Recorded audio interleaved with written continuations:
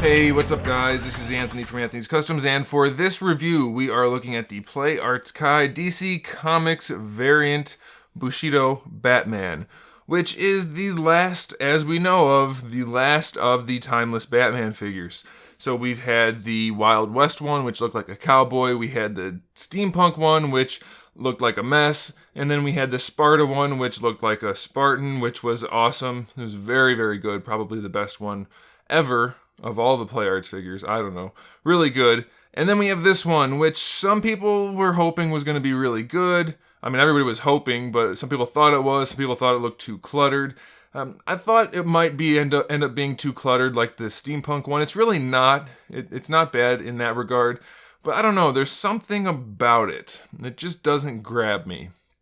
Now you guys know, if you know me at all, that I have kind of a certain affinity toward Japanese culture and styling, and so this is right up my alley. You would think it's Batman mixed with a little bit of samurai, and I don't know, I'm not quite sold on it. I don't really have anything against it, but I'm not quite sold. So let's get it off the stand though and take a closer look.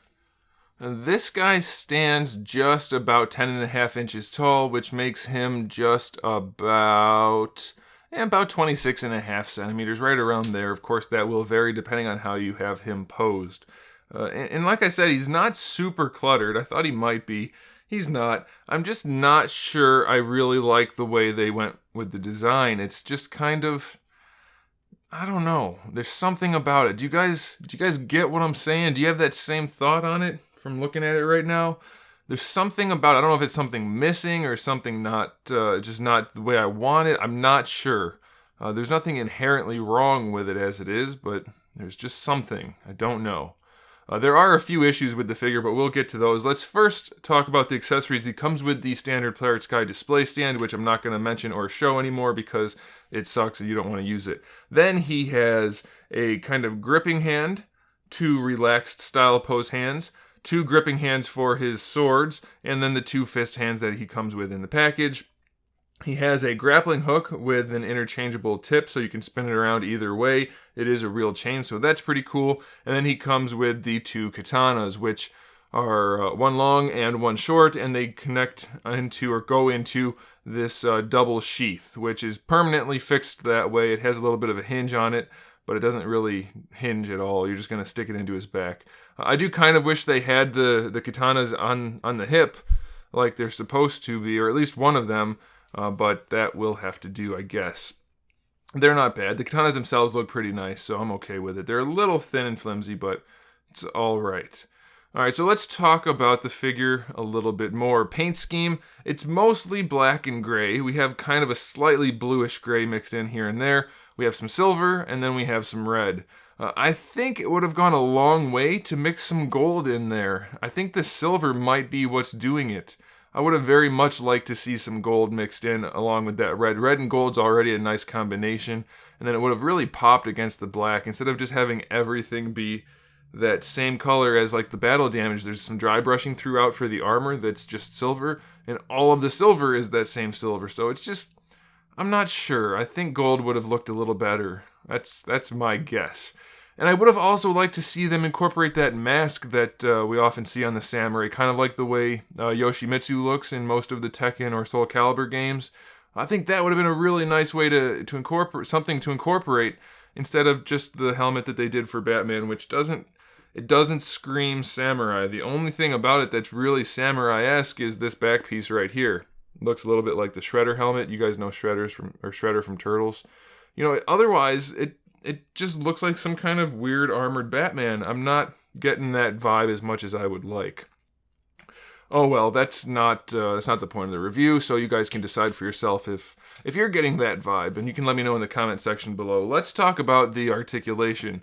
The head is on a double ball peg, the neck is on a single ball peg, so it'll move around pretty much however you want to. All the stuff around the head is soft, so it won't get in the way really too much at all. So no big deal there. You'll be able to pose the head just fine. This shoulder pad is connected by a little ball hinge that connects kind of deep on the shoulder.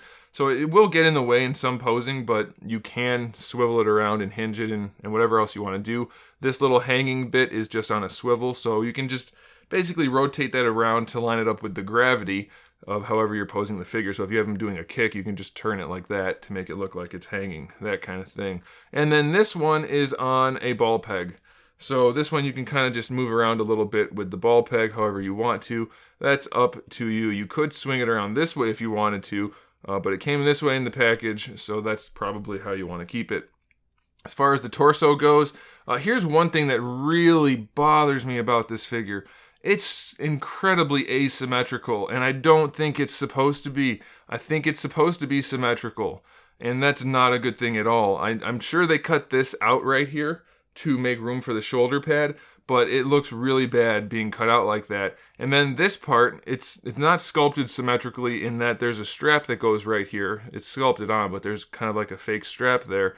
But if you look at the two sides, they're nowhere near the same shape aside from that strap.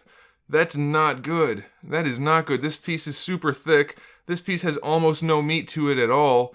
You can see right back here, when you raise the arm, there's a giant gap. Huge, huge gap in that armpit. It's massive. Like, I don't understand. I can fit my whole thumb underneath his arm, inside his torso. This side has a lot less, but there's still a big gap.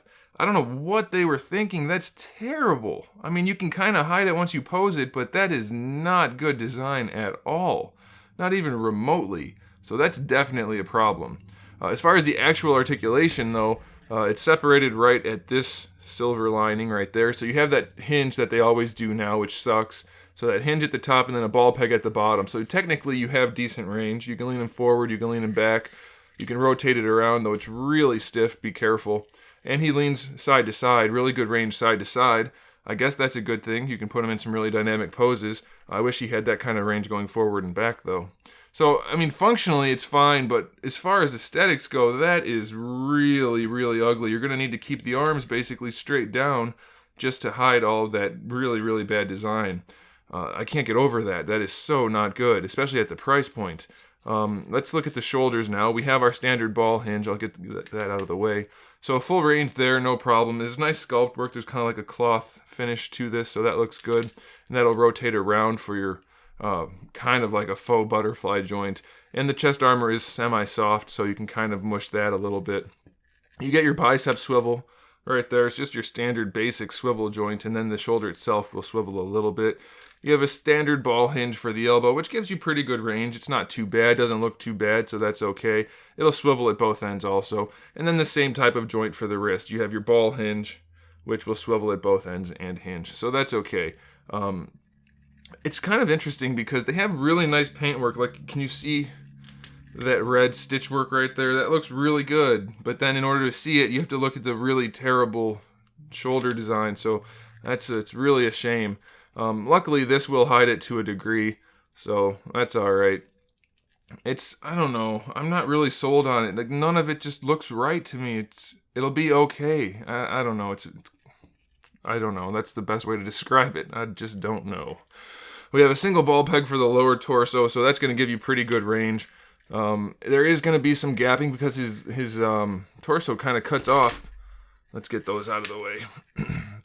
It doesn't go very low into the diaper, so you can see right there the floating diaper piece just doesn't really cover it very well unless you have him standing straight up. It's not a big deal, but it's something to note. You will get decent range out of it, but you will get gapping almost as soon as you move it.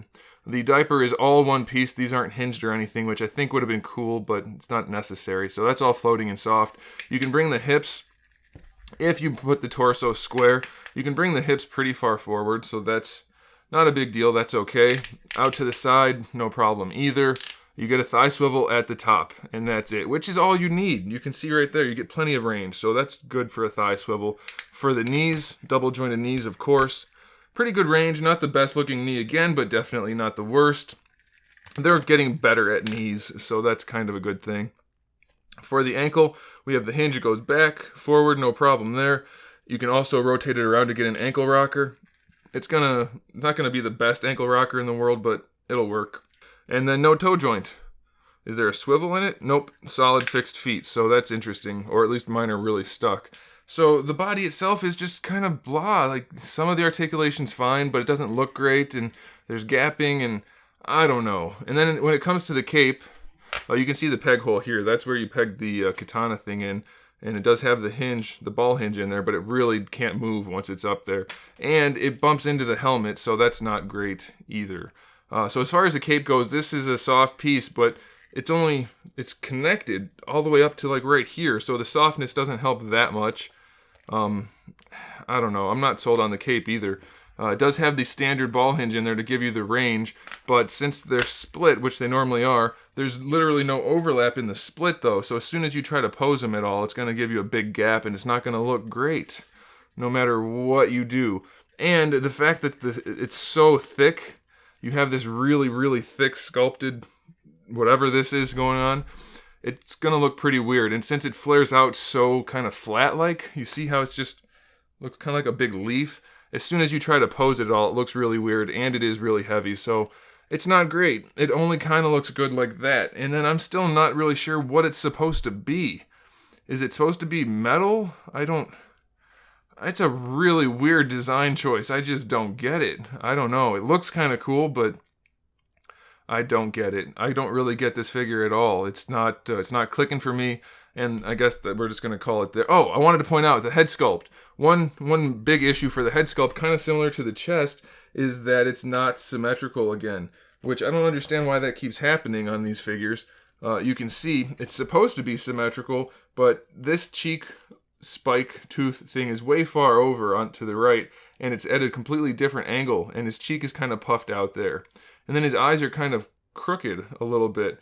It's just the level of finish, the quality, the craftsmanship on these guys, I don't think it's high enough to justify the price points. On the Sparta Batman, it was much higher and all around a better looking figure, so I could get by some of the flaws. But this figure, I just really can't. There's so many weird things, and I guess I'm just gonna stop because I keep saying the same thing over and over again. I wanted to like this guy a whole bunch, and they just didn't. They didn't give me much reason to. It's very strange design. Doesn't really appeal to me, and I don't know. I guess I could be wrong. I mean, the people that own this company are Japanese, and so it's a Japanese design. So I guess I don't know what I'm talking about, and they do, but maybe not. I don't know. I don't know. I give up. I'm calling it there. Thanks for watching, guys. You can let me know what you think about the figure in the comment section below. I'm interested to hear your thoughts.